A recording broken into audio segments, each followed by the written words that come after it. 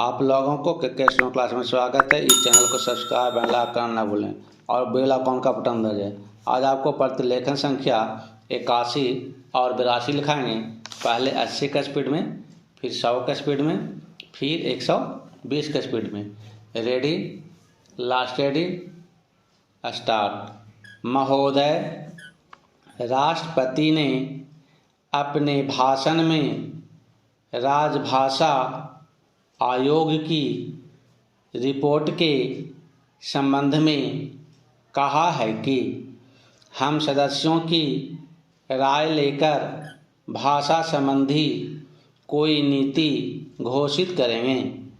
मैं समझता हूँ कि भाषा का प्रश्न इतना जटिल नहीं था जितना कि उसको बना दिया गया है। इस जटिलता को लाने में जहाँ उन लोगों का हाथ है जो सरकार में नहीं हैं, और वहाँ इसमें भारत सरकार की भी बड़ी जिम्मेदारी है। मुझे वह दिन याद है जब मैं छोटा था और देश गुलाम था। उस वक्त महात्मा गांधी हिंदी के संबंध में चर्चा करते थे और उनकी कृपा के फलस्वरूप और उनके प्रयास के फलस्वरूप सभी प्रांतों में हिंदी की सभाएं खोली गईं और वहाँ हिंदी का प्रचार किया गया। उस समय हम अंग्रेज़ों के गुलाम थे और अंग्रेज़ों ने ही हमारी राजभाषा अंग्रेजी घोषित कर रखी थी। तब हम अंग्रेजी से दूर थे और हिंदी के निकट थे। लेकिन आज जब हमारी अपनी सरकार है, अपना शासन है, हम हिंदी से दूर होते चले जा रहे हैं।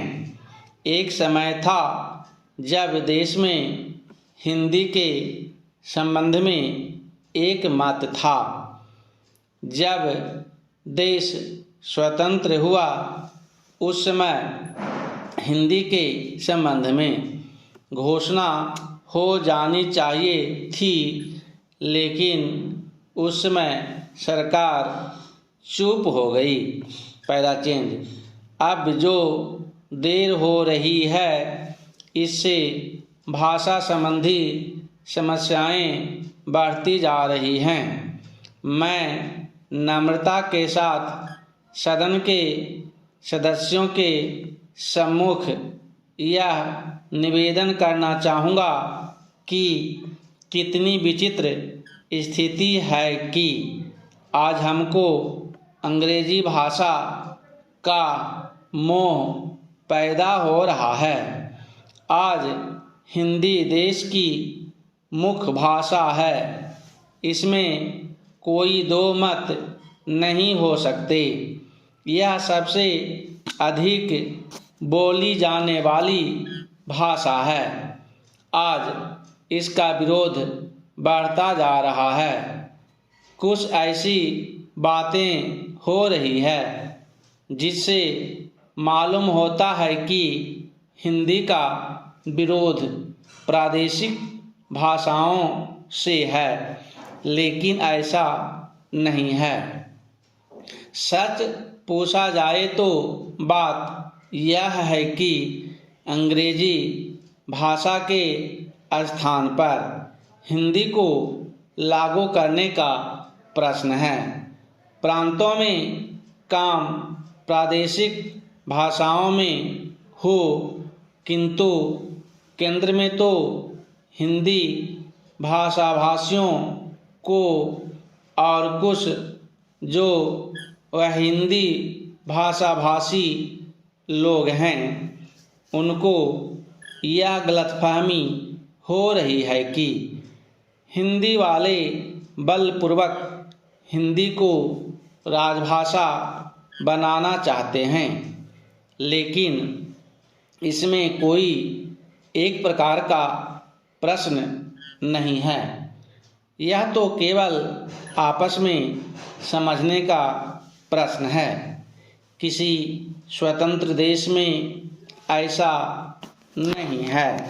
पहला चिन्ह, महोदय, राष्ट्रपति के अभिभाषण में राष्ट्र की दशा का जो भी चित्रण किया गया है, उसे देखकर भविष्य के बारे में जनता के मन में अच्छे जीवन की आशा उत्पन्न होना कठिन है।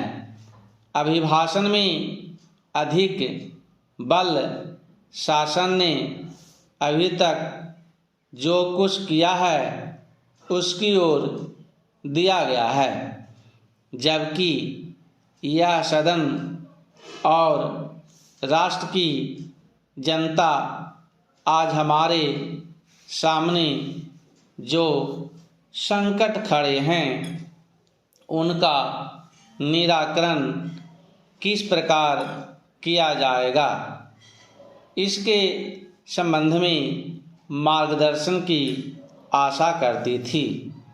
राष्ट्र जीवन के भिन्न भिन्न क्षेत्रों में सरकार द्वारा अपनाई गई नीतियों के जो परिणाम हुए हैं वे हमारे सामने हैं, और मुझे यह देखकर बड़ा दुख हुआ है कि राष्ट्रपति महोदय के अभिभाषण में राष्ट्र की सुरक्षा के लिए, एकता के लिए जो नए नए संकट खड़े हो रहे हैं उनका कोई उल्लेख नहीं किया गया है। पहला चिन्ह, कुछ ही दिन हुए हमारे रक्षा मंत्री ने एक भाषण में कहा था कि भारत 100% सुरक्षित नहीं है।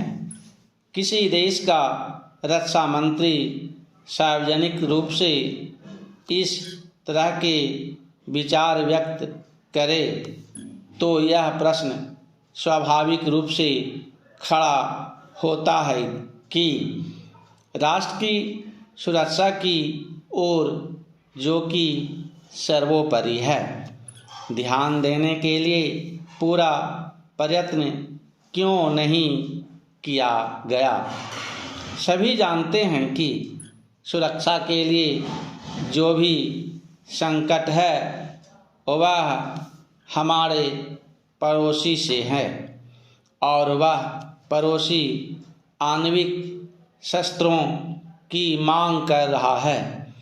वे शस्त्र किसके विरुद्ध काम में लाया जाएंगे, इसके संबंध में किसी को संदेह नहीं है, किंतु प्रश्न है क्या हमारा सैनिक बल, हमारा साज सामान किसी भी आक्रमण का सफलतापूर्वक सामना करने में समर्थ है।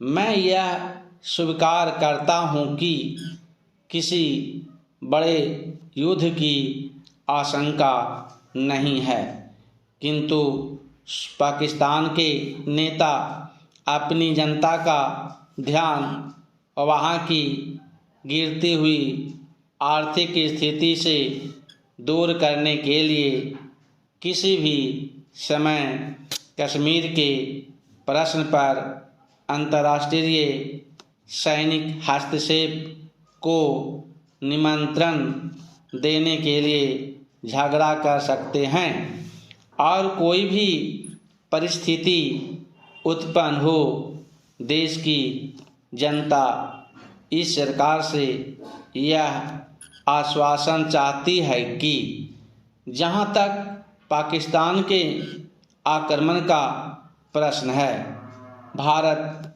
100% सुरक्षित है। इस संबंध में सरकार को जनता के मन में विश्वास उत्पन्न करने का प्रयत्न करना चाहिए। जहाँ तक कश्मीर का प्रश्न है, सरकार किसी भी अन्य विदेशी शक्ति से वार्ता करने के लिए तैयार नहीं है। रेडी? अब 100 के स्पीड में लिखाएंगे। Last ready, start. महोदय, राष्ट्रपति ने अपने भाषण में राजभाषा आयोग की रिपोर्ट के संबंध में कहा है कि हम सदस्यों की राय लेकर भाषा संबंधी कोई नीति घोषित करेंगे। मैं समझता हूँ कि भाषा का प्रश्न इतना जटिल नहीं था जितना कि उसको बना दिया गया है। इस जटिलता को लाने में जहाँ उन लोगों का हाथ है जो सरकार में नहीं है, वहाँ इसमें भारत सरकार की भी बड़ी जिम्मेदारी है। मुझे वह दिन याद है जब मैं छोटा था और देश गुलाम था।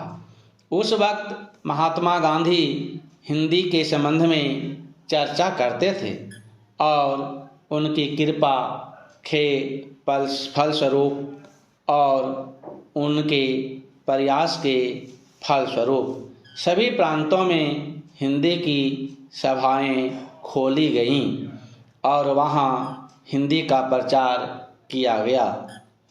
उस समय हम अंग्रेज़ों के गुलाम थे और अंग्रेज़ों ने ही हमारी राजभाषा अंग्रेजी घोषित कर रखी थी। तब हम अंग्रेजी से दूर थे और हिंदी के निकट थे। लेकिन आज जब हमारी अपनी सरकार है, अपना शासन है, हम हिंदी से दूर होते चले जा रहे हैं। एक समय था जब देश में हिंदी के संबंध में एक मत था। जब देश स्वतंत्र हुआ उस समय हिंदी के संबंध में घोषणा हो जानी चाहिए थी, लेकिन उस समय सरकार चुप हो गई। पैराचीन, अब जो देर हो रही है इससे भाषा संबंधी समस्याएं बढ़ती जा रही हैं। मैं नम्रता के साथ सदन के सदस्यों के सम्मुख यह निवेदन करना चाहूँगा कि कितनी विचित्र स्थिति है कि आज हमको अंग्रेजी भाषा का मोह पैदा हो रहा है। आज हिंदी देश की मुख्य भाषा है, इसमें कोई दो मत नहीं हो सकती। यह सबसे अधिक बोली जाने वाली भाषा है। आज इसका विरोध बढ़ता जा रहा है। कुछ ऐसी बातें हो रही है जिससे मालूम होता है कि हिंदी का विरोध प्रादेशिक भाषाओं से है, लेकिन ऐसा नहीं है। सच पूछा जाए तो बात यह है कि अंग्रेजी भाषा के स्थान पर हिंदी को लागू करने का प्रश्न है।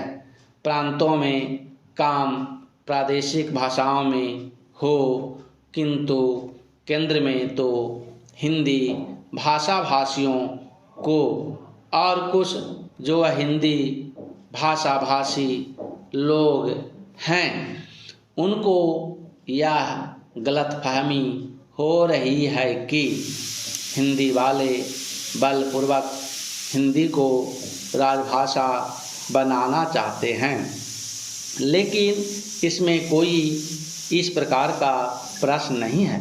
यह तो केवल आपस में समझने का प्रश्न है। किसी स्वतंत्र देश में ऐसा नहीं है। पैराचीन, महोदय, राष्ट्रपति के अभिभाषण में राष्ट्र की दशा का जो भी चित्रण किया गया है उसे देखकर भविष्य के बारे में जनता के मन में अच्छे जीवन की आशा उत्पन्न होना कठिन है। अभिभाषण में अधिक बल शासन ने अभी तक जो कुछ किया है उसकी ओर दिया गया है, जबकि यह सदन और राष्ट्र की जनता आज हमारे सामने जो संकट खड़े हैं उनका निराकरण किस प्रकार किया जाएगा, इसके संबंध में मार्गदर्शन की आशा करती थी।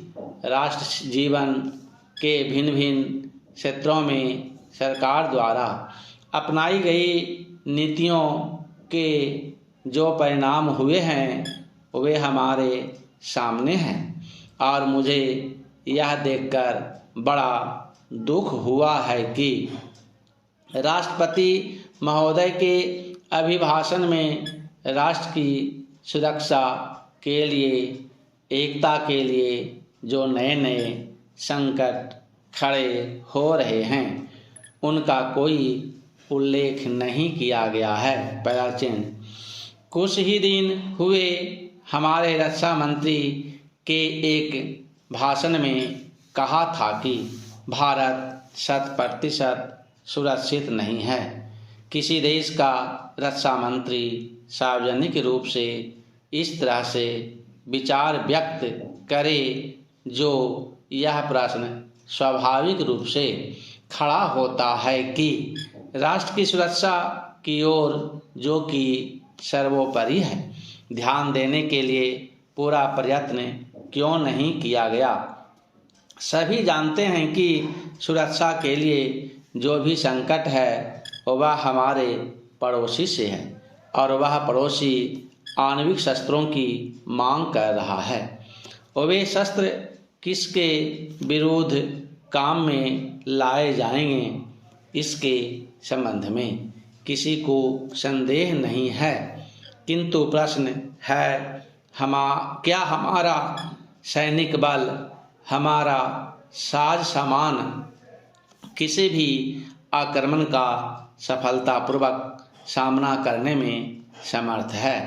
मैं यह स्वीकार करता हूं कि किसी बड़े युद्ध की आशंका नहीं है, किंतु पाकिस्तान के नेता अपनी जनता का ध्यान वहां की गिरती हुई आर्थिक स्थिति से दूर करने के लिए किसी भी समय कश्मीर के प्रश्न पर अंतर्राष्ट्रीय सैनिक हस्तक्षेप को निमंत्रण देने के लिए झगड़ा कर सकते हैं और कोई भी परिस्थिति उत्पन्न हो देश की जनता इस सरकार से यह आश्वासन चाहती है कि जहां तक पाकिस्तान की आक्रमण का प्रश्न है भारत 100% सुरक्षित है।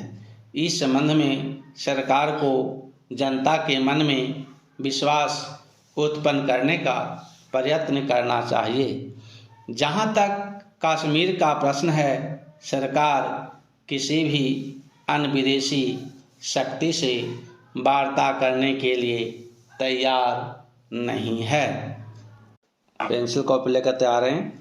अब 120 के स्पीड में रहेंगे। Ready, last ready, start. महोदय, राष्ट्रपति ने अपने भाषण में राजभाषा आयोग की रिपोर्ट के संबंध में कहा है कि हम सदस्यों की राय लेकर भाषा संबंधी कोई नीति घोषित करेंगे।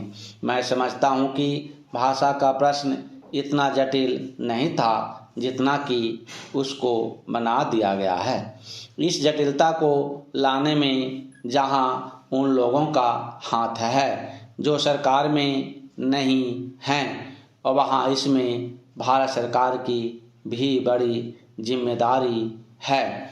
मुझे वह दिन याद है जब मैं छोटा था और देश गुलाम था।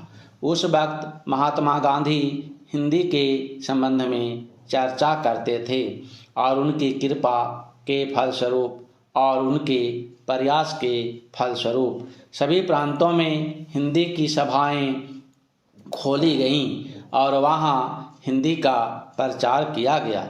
उस समय हम अंग्रेज़ों के गुलाम थे और अंग्रेज़ों ने ही हमारी राजभाषा अंग्रेजी घोषित कर रखी थी। तब हम अंग्रेजी से दूर थे और हिंदी के निकट थे। लेकिन आज जब हमारी अपनी सरकार है अपना शासन है। हम हिंदी से दूर होते चले जा रहे हैं। एक समय था जब देश में हिंदी के संबंध में एक मत था। जब देश स्वतंत्र हुआ उस समय हिंदी के संबंध में घोषणा हो जानी चाहिए थी, लेकिन उस समय सरकार चुप हो गई। पहला चिन्ह। अब जो देर हो रही है इससे भाषा संबंधी समस्याएं बढ़ती जा रही हैं। मैं नम्रता के साथ सदन के सदस्यों के सम्मुख यह निवेदन करना चाहूँगा कि कितनी विचित्र स्थिति है कि आज हमको अंग्रेजी भाषा का मोह पैदा हो रहा है। आज हिंदी देश की मुख्य भाषा है, इसमें कोई दो मत नहीं हो सकते। यह सबसे अधिक बोली जाने वाली भाषा है। आज इसका विरोध बढ़ता जा रहा है। कुछ ऐसी बातें हो रही है जिससे मालूम होता है कि हिंदी का विरोध प्रादेशिक भाषाओं से है, लेकिन ऐसा नहीं है। सच पूछा जाए तो बात यह है कि अंग्रेजी भाषा के स्थान पर हिंदी को लागू करने का प्रश्न है। प्रांतों में काम प्रादेशिक भाषाओं में हो, किंतु केंद्र में तो हिंदी भाषा भाषियों को और कुछ जो हिंदी भाषा भाषी लोग हैं उनको यह गलतफहमी हो रही है कि हिंदी वाले बलपूर्वक हिंदी को राजभाषा बनाना चाहते हैं, लेकिन इसमें कोई इस प्रकार का प्रश्न नहीं है। यह तो केवल आपस में समझने का प्रश्न है। किसी स्वतंत्र देश में ऐसा नहीं है। पहला चिन्ह। महोदय, राष्ट्रपति के अभिभाषण में राष्ट्र की दशा का जो भी चित्रण किया गया है उसे देखकर भविष्य के बारे में जनता के मन में अच्छे जीवन की आशा उत्पन्न होना कठिन है। अभिभाषण में अधिक बल शासन ने अभी तक जो कुछ किया है उसकी ओर दिया गया है, जबकि यह सदन और राष्ट्र की जनता आज हमारे सामने जो संकट खड़े हैं उनका निराकरण किस प्रकार किया जाएगा, इसके संबंध में मार्गदर्शन की आशा करती थी। राष्ट्र जीवन के भिन्न भिन्न क्षेत्रों में सरकार द्वारा अपनाई गई नीतियों के जो परिणाम हुए हैं वे हमारे सामने हैं, और मुझे यह देखकर बड़ा दुख हुआ है कि राष्ट्रपति महोदय के अभिभाषण में राष्ट्र की सुरक्षा के लिए, एकता के लिए जो नए नए संकट खड़े हो रहे हैं उनका कोई उल्लेख नहीं किया गया है। पहला चिन्ह। कुछ ही दिन हुए हमारे रक्षा मंत्री ने एक भाषण में कहा था कि भारत 100% सुरक्षित नहीं है।